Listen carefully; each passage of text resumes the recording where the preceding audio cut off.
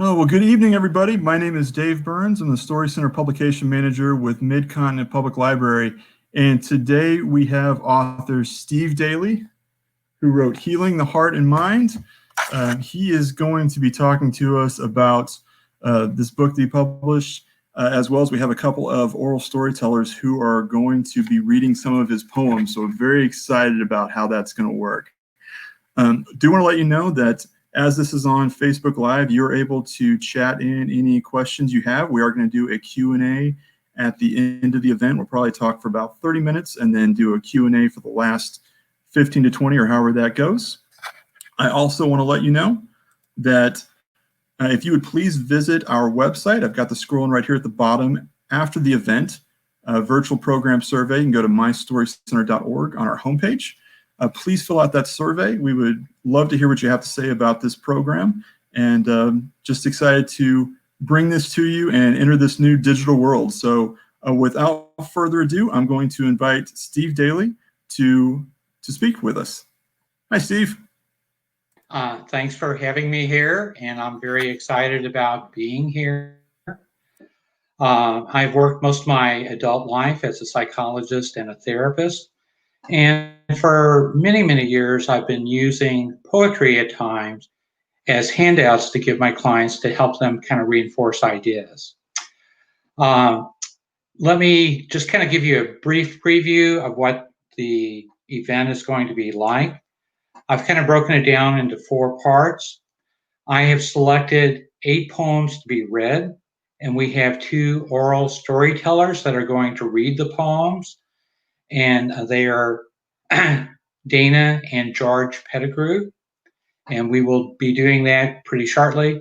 So we will do 4 poems, and after each poem, I will kind of talk about how I either use that in therapy or why I've kind of written that poem. Then part 2, Dave is going to talk about the book, which is Healing the Heart and Mind. And it is going to be available in paperback, hardback, and ebook versions. He'll explain how you can find that. And we will also talk briefly about my website, because the poems and the Journal to Heal portion of it will also be free on my website if you wanted to look at that part of it. Okay, so without further explanation, and then we'll have 4 more poems, and then we'll have questions and answers. So I am going to have Dana in just a minute read the first poem, and it is titled, What is Radical Acceptance?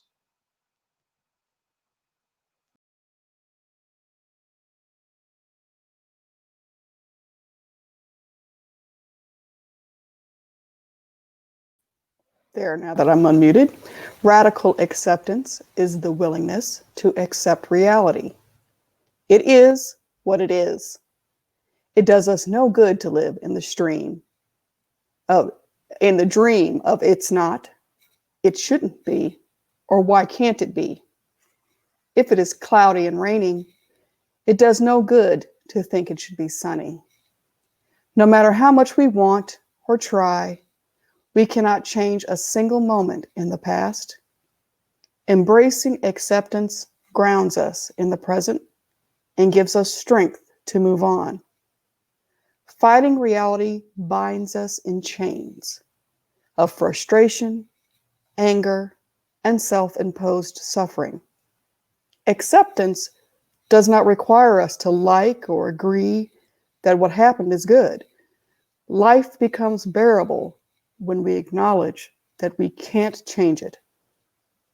It does not prevent us from acting in a way to improve the situation at hand. We often get caught up in trying to force others to change when we need to change. Do not become lost in past painful memories or in worries about the future. Radical acceptance does leave room for hope and gratitude in hard times. In almost any situation, there is something which we can feel thankful. Accepting reality empowers us to handle life better. and let go of regret. Thank you, Dana, very much. Radical acceptance is something that's very difficult sometimes to help clients understand. And I think that's true for probably the majority of people. Radical acceptance is accepting that we cannot change other people even though we want to. It's accepting we cannot change the circumstances of our life. We cannot make the coronavirus just disappear. But it is about when we accept things, then we can begin to focus on what we can do. Instead of focusing on what's outside our control, radical acceptance helps us to focus on what is in our control. For instance, if I plan a picnic for Saturday morning and earlier in the week it says it's going to be rainy or it's going to be sunny, and then Saturday morning I wake up and it's pouring down rain, it does me no good to say it shouldn't be that way or to blame the weatherman or whatever. But if I accept that it is raining, then I have all types of choices. If I want to have a picnic in the living room, I can put a blanket on the front floor and we can have a picnic. I can order pizza. There are so many other things. So radical acceptance is about accepting reality as what it is, and we need to kind of deal with reality. Okay, for the second poem, Dana is going to read is titled Encourage Me. So, Dana, would you please read Encourage Me now? Of all the gifts you've given me, I value most your encouragement. We each like to be encouraged by those who really care. It is much easier to face life's difficulties when others believe in us. It is as though your positive expectations bring out my best. Thank you for those times you have spoken of my strengths. Thank you for believing in me when I could not believe in myself. Thank you for simply being there when no one else was. Thank you for seeing beyond my weaknesses into my loving heart. Thank you for telling me life is hard and I would make it through. Thank you for the nod that said I could go on when I wanted to turn back. Thank you for the warm hug to congratulate me on a job well done. You have made my life so much better by simply believing in me. I welcome your continued support and will always be grateful to you. Encouragement is something that each of us can do every day. Encouragement is being kind, it is stopping and listening. It's trying to understand why a person feels the way they feel and to validate them. If you love someone, encourage them. If you have a child that suffers from lack of confidence, encourage them. Open your heart to show encouragement to others. The next topic is a little heavier. It is on the topic of grief, and it's a poem that I've titled On Angel's Wings, and George Pettigrew will read it now. If I could send a letter on angel's wings to heaven above where angels sing, I would tell you how much you're missed. I would send my love with a kiss. Let me tell you from the depth of my heart how sad and hurt I felt when you did part. At first, I believed I would never again smile, for without you, nothing seemed worthwhile. At times, tears filled my weeping eyes as I struggled to tell reality from lies. Ever so slowly, the time did pass, and one day I did again smile at last. Initially, I felt so guilty for having some fun, for simply enjoying the warmth of the sun.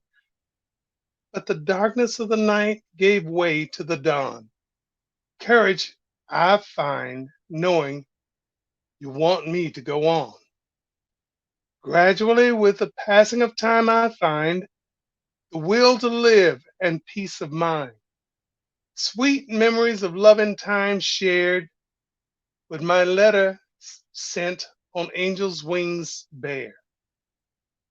Letting you know I must and I will go on, even though a precious part of my life is gone. Comfort I find knowing you'll always be a part of my life, for your love lives on in my heart. Thank you for reading that. In therapy, there are times that I will share this poem with clients.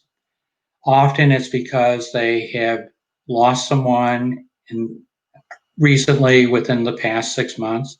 But there are times that people have lost someone that was so close to them that they become stuck and it's really difficult for them to go on. Often they just kind of give up and become very, very depressed. I let clients know that there is not a right way or a wrong way. There's not one way that we are supposed to grieve. But I do share with them that there's two things that they need to avoid, and that's the extreme. One extreme is just falling into a deep depression, staying in bed most of the time, eating little, withdrawing from life. The opposite extreme is people who try to just push it away, that are not willing to kind of work through the grief. They become workaholics, alcoholics, or they become involved in just compulsive behavior where they're busy, busy, busy, busy. And that too does not allow the person to heal. So in the poem, I kind of talk about there are times that we feel guilty for beginning to enjoy life again. But I'm sure if the person that we are grieving were alive, they would want us to go on. And I want to remind people that that individual that they have lost can always be in their memories and share a place in their heart. Okay, the next poem is also quite heavy, and it's on the topic of suicide, and I have titled it Choose Life.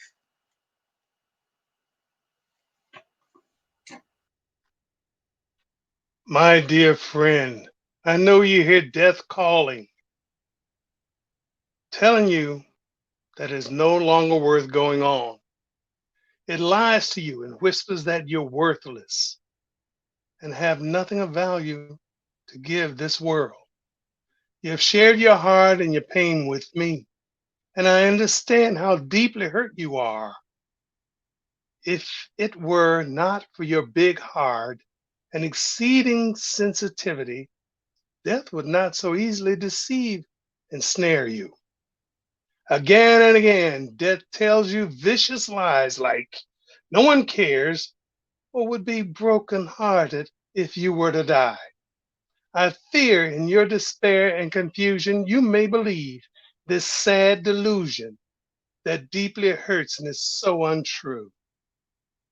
In the darkness of your crippling depression, it is quite hard for you to clearly see. I ask for my sake that you please wait for dawn's light to show you a better way. Although you believe your heart to be broken beyond repair, I can see it has been stretched to make room for healing. At the light of day, you will see things differently and realize you have more to learn and more to give. Trust me to help you through the night. Hold my hand and together we will cry. Death does not wish you to discover how precious you truly are to others. Choose life and bravely confront death's lies. And in doing so, you will find hope to help you go on. Believe in the healing power of love, and then you will embrace the strength you need. You alone have a special gift to share. Imagine in your mind your own unique purpose. Open your stretched heart to love's healing power and lean on me, my friend, as long as you need. Thank you, George. Suicide takes way too many lives. My wife and I this past year saw the movie Judy, about the life of Judy Garland. And we can, the film really kind of explains how very difficult life can be for people at times. Suicide has touched me personally. My sister and brother-in-law have lost one daughter and two granddaughters to suicide. Each of those persons had so much to give. They were loving, caring, intelligent people, and yet they were overcome by the pain that they were suffering with depression and stuff. I hope this poem might kind of speak to people and give them some hope to know that if we just get through that dark night, that there is light on the other side. So, yes, suicide is something that I feel strongly about, and I certainly hope that each of us can do some things to reach out to people in need when a loved one is suffering from that. Okay, we are going to go to part 2, the middle, and Dave is going to talk to you a little about the book and how you can get the book if you would like it. Dave, I'm turning it over to you. Oh, thanks, Steve. And thank you, George and Dana. This has been wonderful so far. I've been kind of watching the comments. We've got a lot of people chiming in and talking about how encouraging this has been and how much they've enjoyed it so far. So thank you for those who have been commenting, and thank you all for participating so far. So I wanted to talk a little bit about how this book fits into Woodneath Press. Steve and I chatted a little bit before, and it's just such a unique book and unique opportunity. Steve is actually the first graduate of the Storytelling Certificate Program to also be published by Woodneath Press. So congratulations on that, sir. Thank you very much. And for those of you who don't know the certificate program is an opportunity for folks to kind of master a craft, either written or oral. And so Steve has gone through a lot of classes and helped really put this thing together. And what was exciting about this when you submitted it, Steve, was it's a poetry book, yes. And it's got your thoughts as a therapist, yes, but it also has opportunity for the reader to interact with this. You've included a lot of journal aspects and those sort of things, and which we'll talk about here in just a second. But I wanted to let you know that I've got the Woodneath Press banner kind of floating here at the bottom, and I'm also going to put up here your site, so feelgoodenough.com, and we can kind of segue into this a bit. Steve, would you like to talk a little bit about what you've done in a very unique way to make your work available for free through your website? Yes. Let me tell just a little bit more about the book. My book has 35 poems, and with each poem, there is 5 questions to ponder, just something to kind of prompt you to think about the poem. Then I have written my reflections as an author. And then there's a portion called Healing to Grow, or Journaling to Grow and Heal. And on the website, there are free downloads. So there are 7 sections to the book. So each of these sections there that Dave is showing, the first section is on like personal growth, and it has 5 poems, etc. So if you were to click on the PDF, you can download those 5 poems, and also they have fillable journaling things. So if you wanted to journal, you can do that online and fill that out, or you can print it and fill it out in your home. Okay, so besides that, I'm also kind of excited about the website. There is a self-study that I've just started 3 weeks ago, and each I'm planning on for 10 weeks having 10 effective living skill sets that I will be kind of offering, and each skill set has like 3 or 4 skills, and then there is a worksheet that is on it, and if you copy that worksheet, then you can fill that out, and when you complete the worksheet, you can also copy a certificate of completion just for your personal satisfaction. Okay, and Dave, I think you were showing the Amazon. I was just shamelessly dropping your book in there. Yeah. So, so Steve's book is available on Amazon. It's available on Barnes & Noble, really anywhere that books are sold, both ebook, paperback, and hardback. Showed the paperback a second ago and hardback as well. These books are also on the mymcpl.org. If you're going to go in there, you can check out the ebook. It is actually currently being viewed. So congratulations again, Steve, that once your book got up there, it got grabbed and someone's reading through it.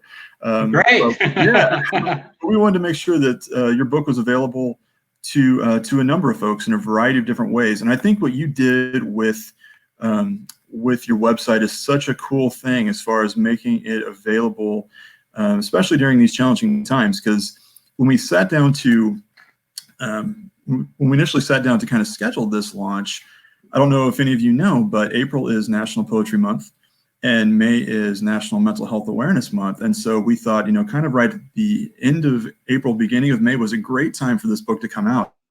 And I think given the current climate with everything, it just magnifies how important your work is right now, Steve. So thank you for that.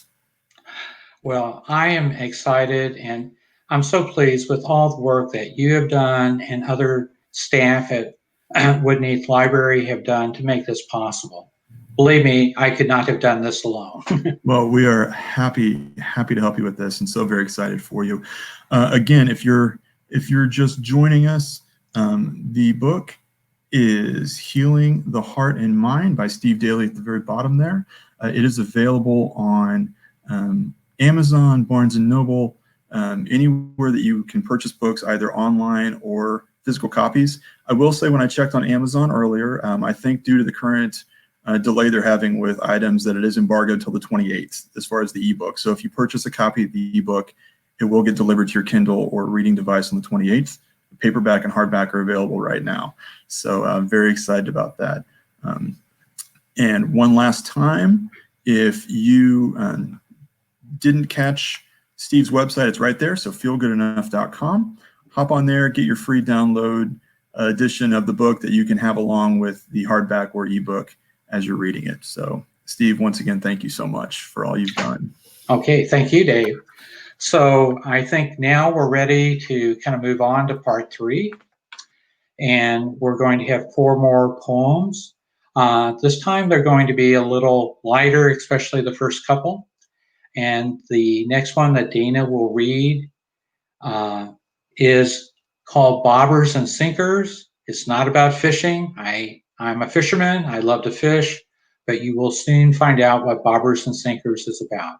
Dana, if you'll please read that now. In life, there are 2 types of people, bobbers and sinkers. Bobbers are persons who listen and encourage, while sinkers are just stinkers.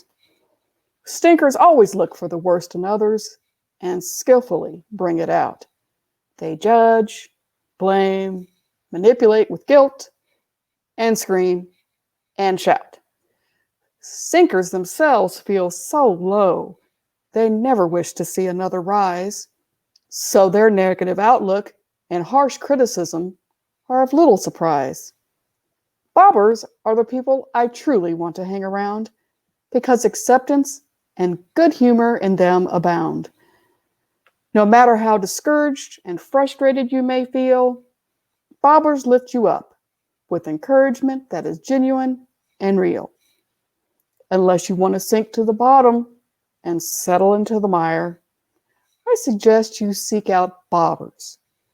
affirming persons you admire. Okay, thank you again for reading that.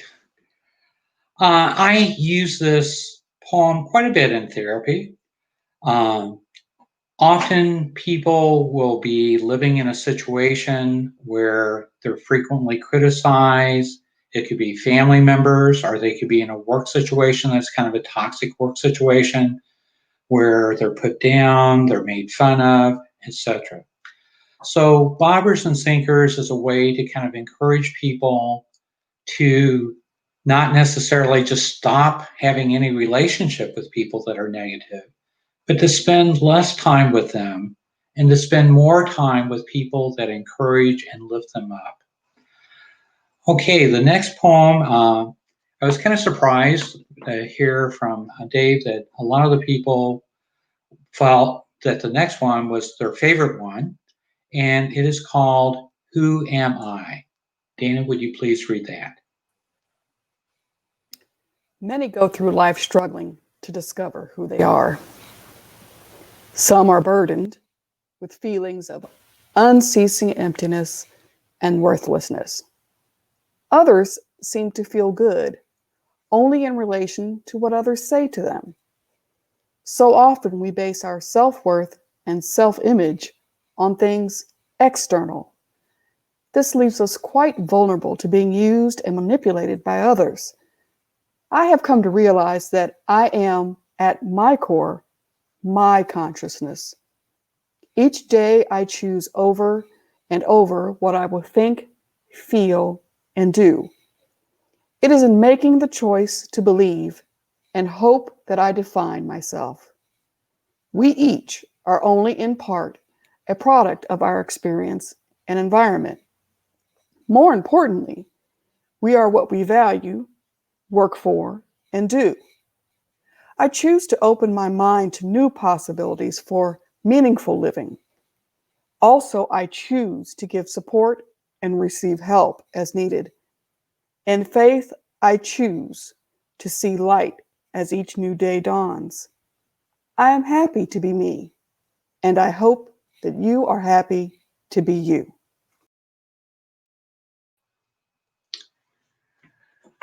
As a therapist, I have found that there have been a number of young men who really have this feeling and belief that life is meaningless, that there's nothing worth living for, that it's all just a big sham. And I really think that it is important for people sometimes to get out of their head and into their life. Instead of pondering what is why is life so useless? Why am I so miserable? If we start living, if we start doing things, if we reach out and help other people, that can make a big difference. One of the big things for depression is just being active, getting exercise, doing things. So, who am I is really about, yes, we need to reflect, we need to kind of find out more about ourselves, but it's like looking at what do I value? What gives me purpose and meaning in my life? Okay, the next poem is it is my favorite of the poems that I've written. It is a spiritual poem and it is titled The Path of Grace, and George will read it for us now. One night, I dreamed that my entire life was symbolized by a path.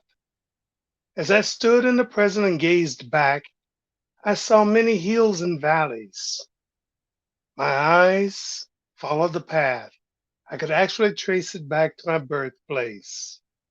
The valleys reminded me of the hurt and feelings of shame from the past. As I stood in the present and looked ahead, I saw the future symbolized. I experienced a feeling of apprehension and panic as my eyes followed the path.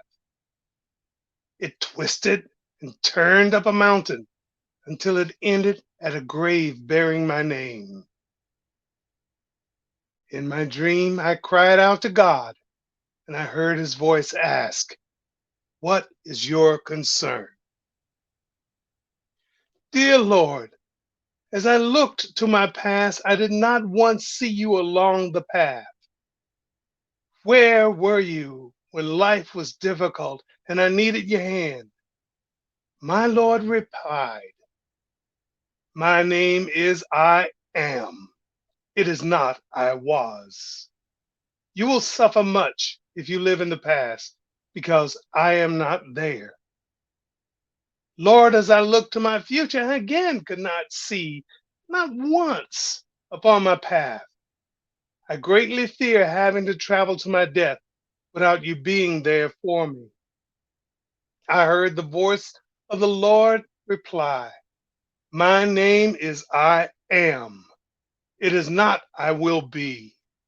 You will suffer much if you worry about the future because I am not there.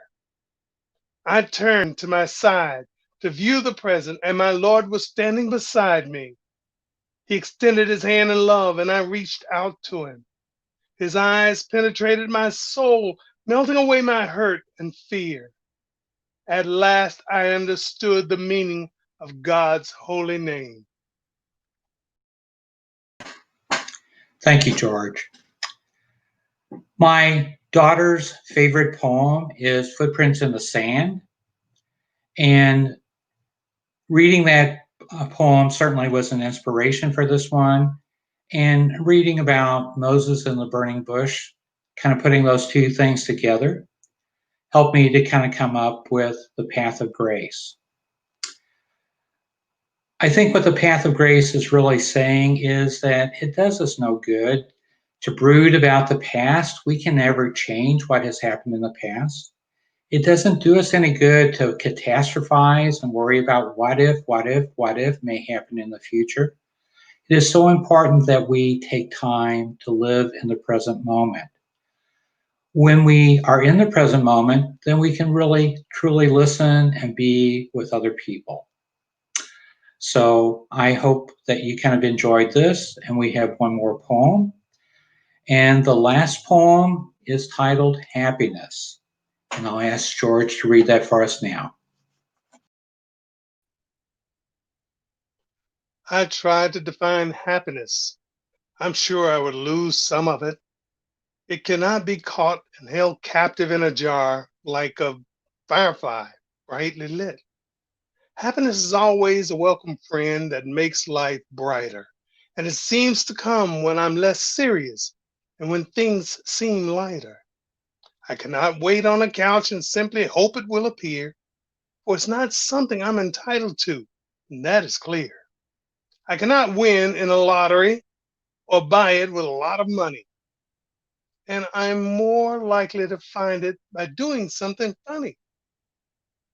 Sometimes it comes to me when I'm completed work, and at other times it may visit me when I meet a friendly clerk.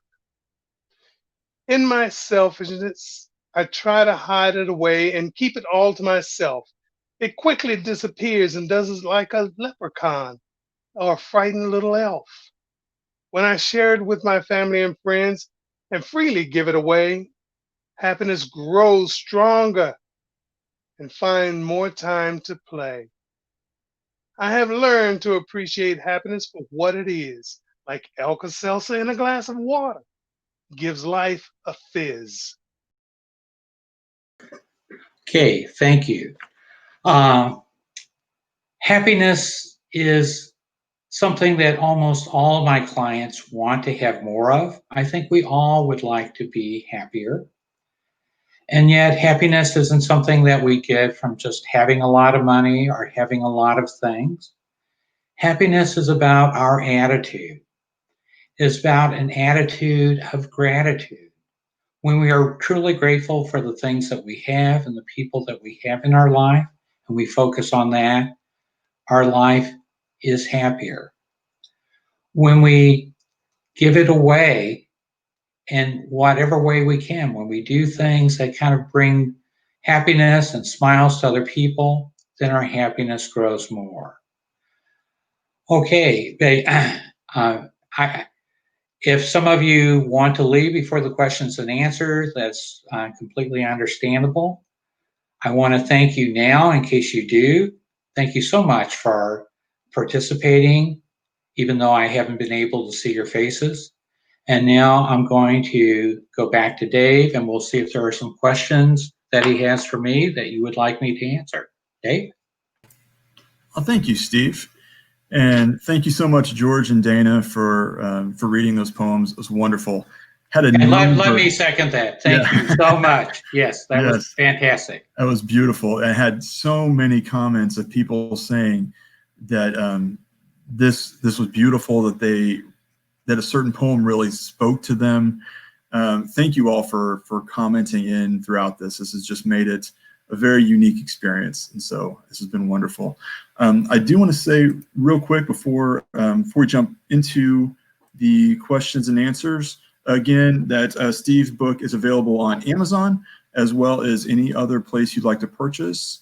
And if you would please, I'll put this up again one last time before we go. But if you would please fill out the virtual program survey at mystorycenter.org. It's on the homepage right there before or after this program. We really appreciate that. So again, let me go back to our comments, Steve, and see what questions people might have for you. Again, a lot of congratulations. So you should feel very proud. Very excited about this. Let's see here. If anyone has questions, feel free to chime in. That would be great. So there was a question here.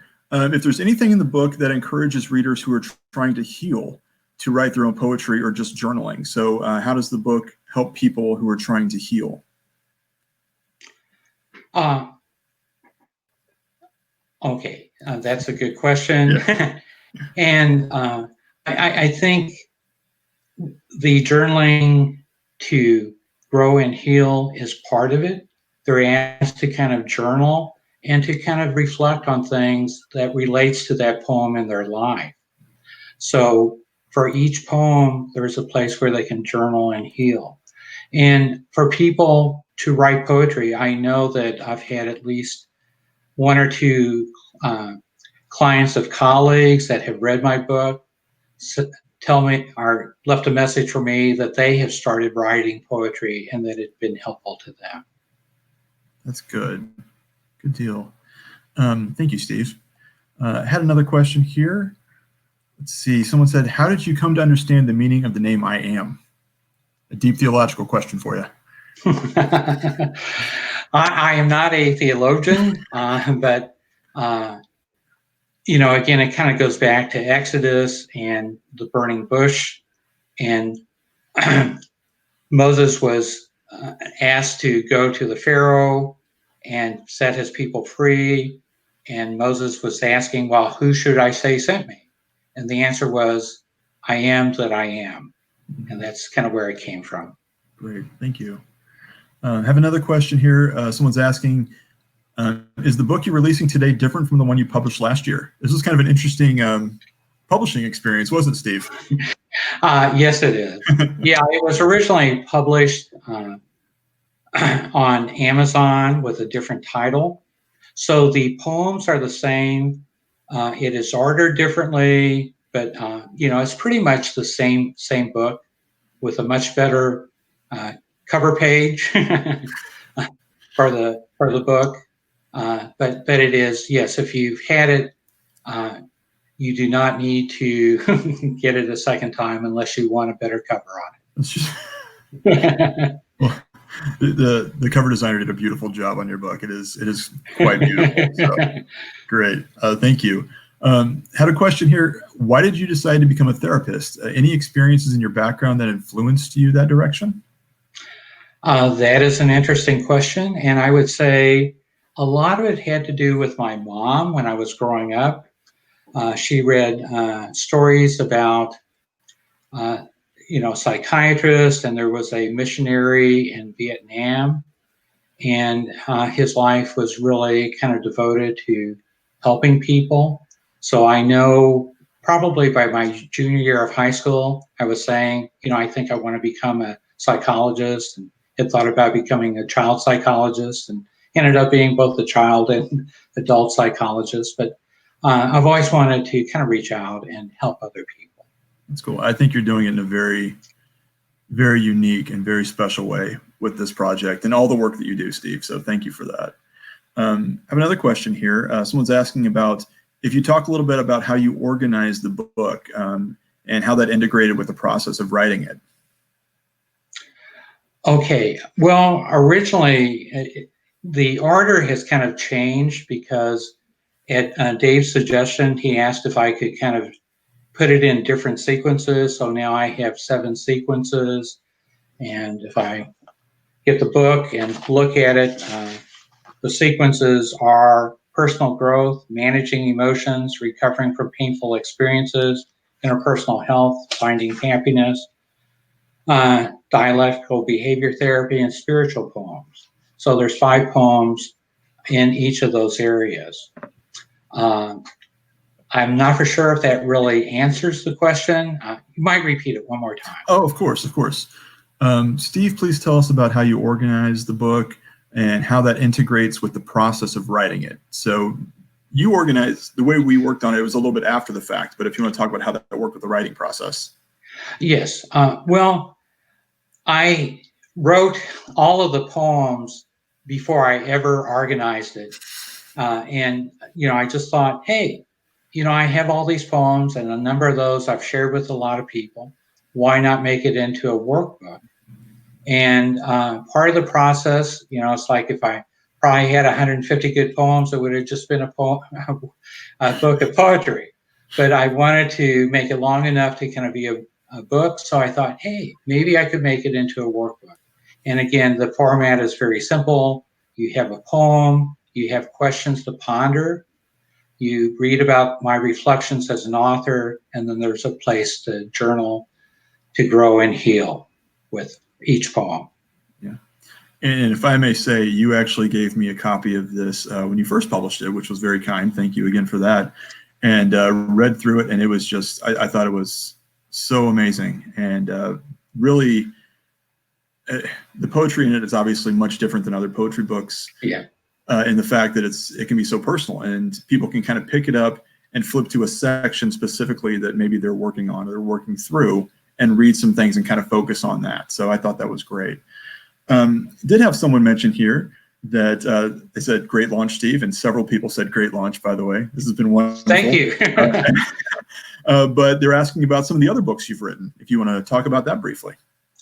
Okay, this is the 3rd book that I've published. This is the first one that I have not just self-published, and I'm very proud of that. The very first book was a book on parenting. It was titled How to Parent Mindfully with Emotional Control, Love, and Strength. I taught a number of parenting classes, and parenting is just something that I feel is extremely important. I also feel that mindfulness and helping children learn mindfulness skills is important. A more recent book is Secrets of Psychological Health, or Secrets of Psychological Strength. And it is pretty much a self-help book, and it has chapters that deal with self-care, with belief ownership, taking responsibility for oneself, belief management, how our thoughts often affect our behavior, and how by changing self-defeating beliefs, we can become a stronger person. There's chapters on interpersonal relationships, mindfulness, happiness, etc. But, I'm very pleased with that. And I think you learn as you go along as an author, and I still have so much to learn. We all do, but that's part of the fun, right? That is part of the fun. Well, again, please feel free to keep sending in questions and comments. I did want to just read a couple of the comments here for you, Steve. I thought you might appreciate some of these. One person mentioned, congratulations, Steve. Your mastery of radical acceptance allowed us to have this event online. So, so very I like timely. that. Like that. Yeah. Someone said, Steve is an excellent encourager. Thank you for sharing your insights in a creative way. These poems are touching and beautiful. Folks are loving the website. Yeah, just a number of people saying that even through this little experience that you've already reached a lot of folks. So I think that's fantastic. Okay, and thank you so much for this opportunity, and thank all of the Storytelling Center staff that's made this possible. Oh, well, you're very welcome. Well, if anyone has any other comments, please feel free to chime those in. Steve, I think one last time I'll show your website on here just to share that with folks if they didn't catch that. Okay. Real quick. And then if we have no other comments, we can wrap it up. But let me get this pulled up here.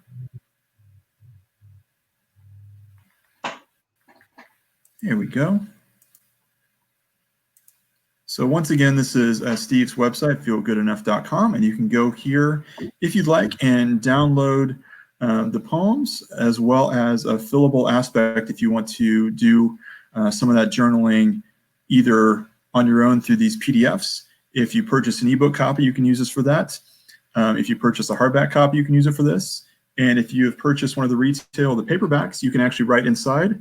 Or if you want to keep it as a keepsake, obviously feel free to use these downloads as well. But again, I just want to thank Steve Daly. I want to thank George and Dana Pettigrew for being here. And one last time, if you would please, I've included at the very bottom a virtual program survey. Just go to mystorycenter.org on our homepage, and please feel free to fill out the survey and let us know how you enjoyed this event.